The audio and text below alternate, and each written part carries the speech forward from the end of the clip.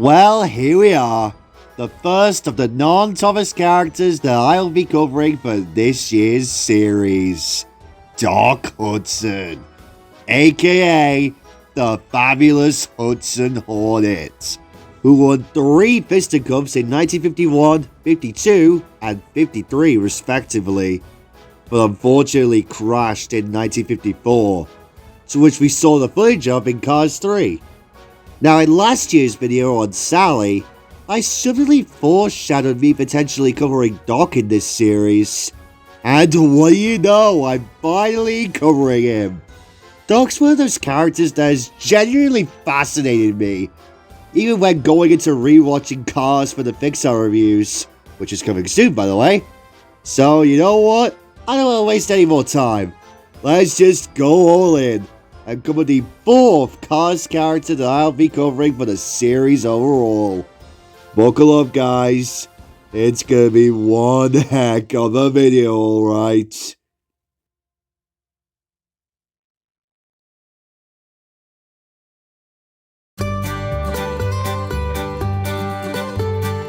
Doc made his debut in the original Cars movie, released in 2006. 20 years ago now, jeez. To which this was one of his only physical appearances in the whole franchise, excluding video games. He later appeared in Mater and the Ghostlight, to which that was his last ever physical appearance.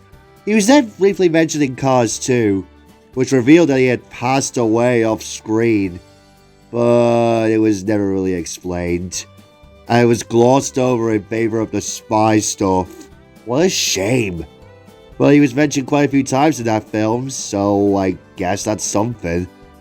Thankfully, Cars 3 fixed that, and gave us a proper tribute to Doc, even going as far as to reuse archival recordings of Paul Newman, who I'll talk about in a moment. When McQueen arrives in Radiator Springs and accidentally rips up the main road, Doc's initial reaction is highly negative. Upon entering the courtroom to Judge McQueen's trial, he mutters about how he hopes he rots in jail, and that the prison rots on top of him so that he can be put in a new prison, and immediately after he tries to make McQueen leave, without putting much thought into it. However, Sally and the other residents instead propose to make McQueen stay and repair the road as community service, which Doc dislikes the idea of, but subsequently introduces him to the road paving time machine that Lightning will be working with, nicknamed Bessie. Despite their arguments throughout the majority of Cars, at the end of the film, Doc and some more of McQueen's friends show up at the tiebreaker race to support him, and Doc takes on the role of McQueen's crew chief. Doc is impressed when Lightning gives up what would have been his rookie year victory to aid Strimweathers upon his crash. And when the King questions why he's doing it, he replies that he was advised that it's just an empty cup, which Doc had given him earlier. Voice acting wise, well, there ain't a whole lot to say, as Doc's only had 2 voice actors across the whole franchise's run. The first of these being who is probably the most iconic voice out of the 2, and that is the absolute legend, Paul Newman, who is one of the few instances where the voice actor is the character. And to think this was one of Newman's animated roles is crazy! But nevertheless, Newman is absolutely amazing as Doc, giving him that mentor kind of voice we hear of him later on in the film, and also giving him that judge-like voice for most of the film. A perfect voice for this character. And the other VA that voiced Doc is Corey Burton, who voiced him in the remainder of his video game appearances, and even in one of the Cars Land attractions at Disney World. Now, I hadn't heard much of Corey's voice for the character, but man, is he a great voice for the character.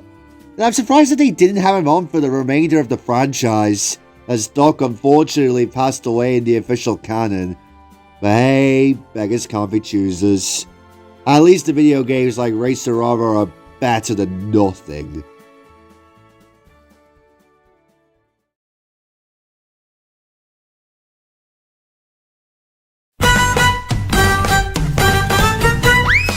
Now, out of all Doc's physical appearances, I think it's only right to mention the first movie, as that is where he's portrayed the most iconically. However, I'm going to give the shout out to two scenes in particular. The first is this scene where Doc takes a practice drive for the first time in 50 years. This scene is really satisfying to watch. It's even more satisfying when Doc pulls off the corner that McQueen failed to do throughout most of the movie. The way it's shot alongside the great music makes this probably Doc's best moment in the whole series. And the second is during the final race, where Doc becomes McQueen's crew chief. This scene just warms my heart because for most of the movie, Doc was so judgmental over McQueen.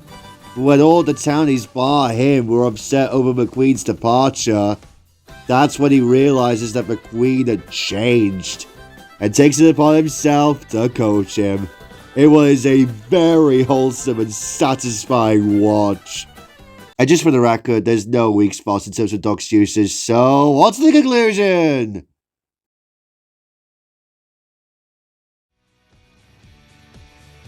To say that Doc's one of the most iconic characters in the Cars franchise would be an understatement.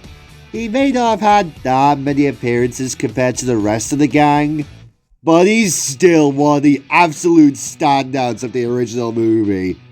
And the fact Cars 3 went all in when honoring him and Paul Newman really just melts my heart. Because in Cars 2, because it was focused on the wacky spy thriller stuff, you're left thinking, alright, we get it, Doc died, how sad. But in Cars 3, you really get that Doc is gone in the actual canon. But alive or dead, I think we can all agree that Doc really is one of those characters that'll stick in our minds for years to come. And there we have it. Another Character Highlight Reel Part 3 episode in the books. I'll admit that I didn't think I'd have less to say about Doc than what I originally envisioned, but I still had quite a bit to say about the character. But tomorrow, oh boy, we have quite the characters to cover for the next installment, as we'll be covering Shrek for the first time on this channel, in the form of the main character himself. But if you guys want to stay tuned for that, make sure to leave a like, subscribe, and turn on post notifications to stay up to date and to not miss out on the newest content. Until next time, bye guys!